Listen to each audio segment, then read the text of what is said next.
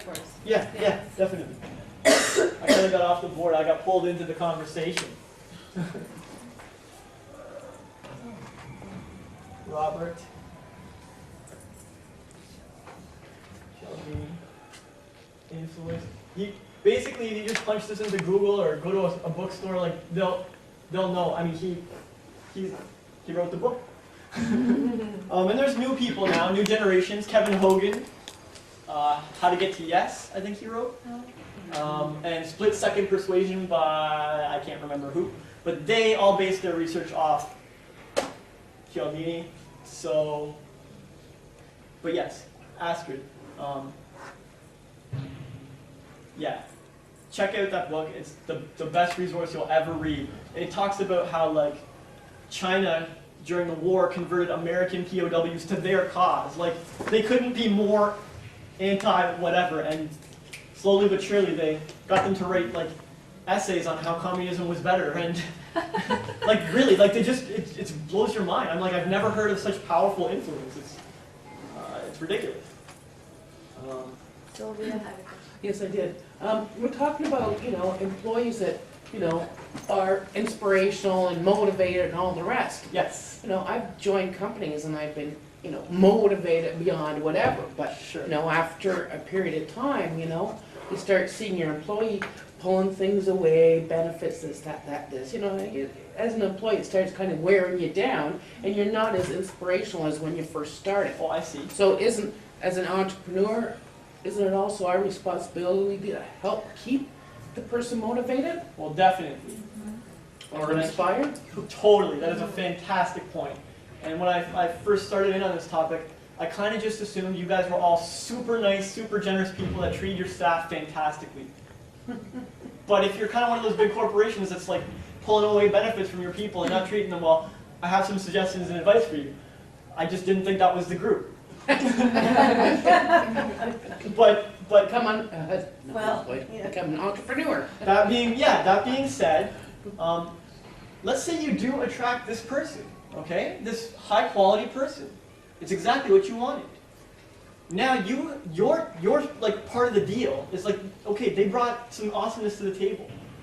Your part of the deal is to make sure those people feel nurtured and appreciated and able to grow and free to explore. If you can't provide those things, they will like stagnate and die. Like they'll find another place to be.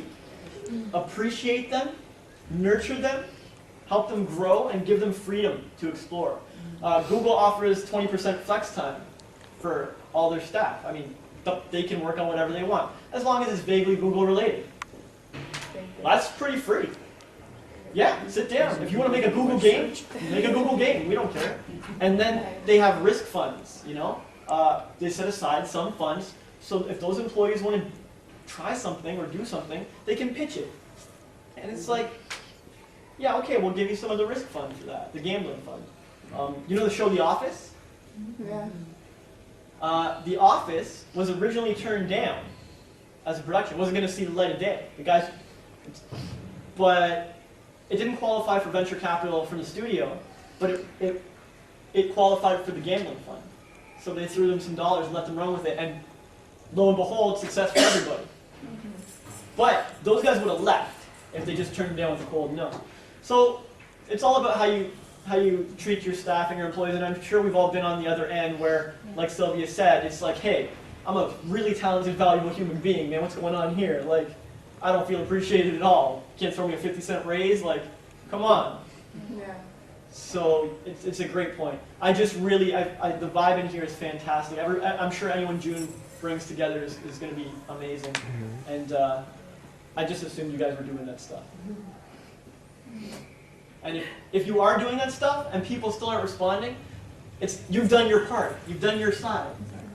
They're still tire kicking. And there's probably some people here who work on their own. I mean, so sometimes, having a team isn't always everyone's fit here. But, you made a really good point in the beginning, which was sometimes you need to let go of your clients too. And, you know, that's one of the very Thank you. first important lessons ever. I was always thought my customer was always right. And I never wanted to turn them away. And one day comes along and you'll finally have to be very polite and say, I'm sorry, we cannot do business together. Yeah. It's really hard, but so empowering. The It minute happens. you turn around and say that, you realize it is my business. I'm in control. Amen. And I That's know right. that 99.9% of the people I'll make happy, but there's always someone you can't make happy. Oh, Amen. absolutely. Yeah. You can try your best, but like you said, Yeah. there's always, And it's very A few in the empowering once barrel you that get you over can't that. please, no matter emotion, what. You know. you bend over backwards for them, Yeah, and they want more, or they don't pay. yeah. Yes. Or Okay? sometimes you're just not aligned too. Like That's right. what you want to do No, is different from what you know, they really you want. want to do you know this what and I that, mean? and I don't do this, and I don't do that, so we'll see, you'll have to find somebody that'll do that for you. Yeah, I recommend you It's guys not do me. this. Oh, sorry, Glenn. That's it. I recommend you guys do this with clients as well, okay? Find your ideal client, tell it what you like about them. They're eager to pay, they're willing to invest, they're ready to work with you, and they've heard about you or whatever. And then you do your part. You know, you have a good client, so you over-deliver. You make sure they're appreciated, and so on. It's a team effort, it's cooperation. Thank you guys all so much. Thank you, Jason. You guys have great energy, amazing questions. I'm so thrilled to be here to share with you. If you like what I said and resonate at all, go to my site. It's on the paper, spiritsentient.com. I'm rebranding to a way easier, way more successful name.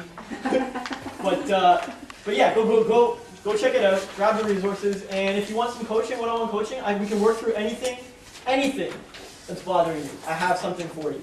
Great. So don't There's, hesitate. as a follow-up too, I often get contacted immediately after the meeting for people who couldn't come and really wish they could, either ill or whatnot.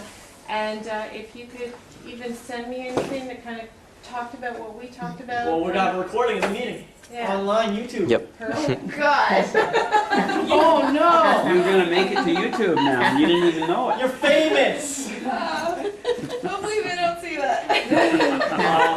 I think the camera was on me the whole time, so don't worry about it. So, yeah, that's great. Thank you very much for coming, and thank you everyone for coming out. It's great to, Thank you, know, guys. put time and effort in organizing events and seeing people come out and get something. And everyone, can we get a hand for June? Because June always dies.